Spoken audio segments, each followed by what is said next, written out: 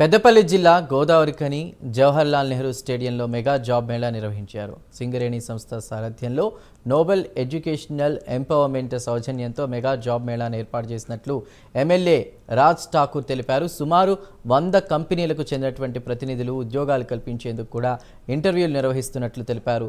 ఈ mega job మేళాకు భారీ సంఖ్యలో నిరుద్యోగులు హాజరై కంపెనీలు నిర్వహించిన ఇంటర్వ్యూలో పాల్గొన్నారు.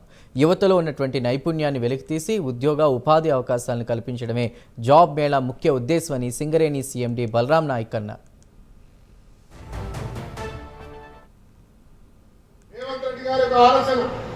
స్కిల్ డెవలప్ చేయాలి.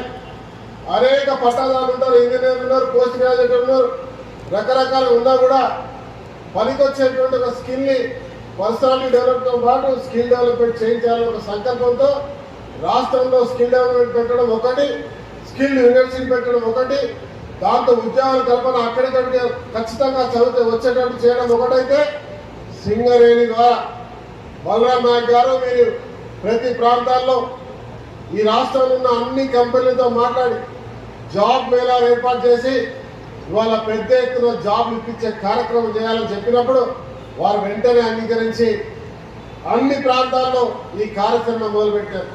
ఈరోజు రామగుండంలో పెట్టడం, మేము మా అభ్యర్థులను పెట్టడం, వారికి మనస్ఫూర్తిగా రామగుండం నియోజకవర్గ పెద్దపల్లి జిల్లా కాంగ్రెస్ అధ్యక్షుడిగా ఈ శాసనసభ్యుడిగా వారికి ధన్యవాదాలు చెప్తున్నాం. వారికి వారి టీం సభ్యులందరికీ కూడా ప్రభుత్వం వచ్చిన తర్వాత 60,000 ఉద్యోగాలు ఇచ్చినాం.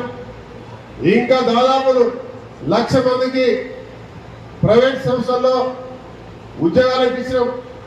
ఈ రోజు కూడా ఇక్కడి నుంచి మొదలైన ఈ యొక్క సంకల్పం నిరంతరం కొనసాగుతుంది. ఇవాళ చదువుకున్న వారికి ఉద్యోగాలు కల్పించేటువంటి కార్యక్రమాన్ని ప్రభుత్వం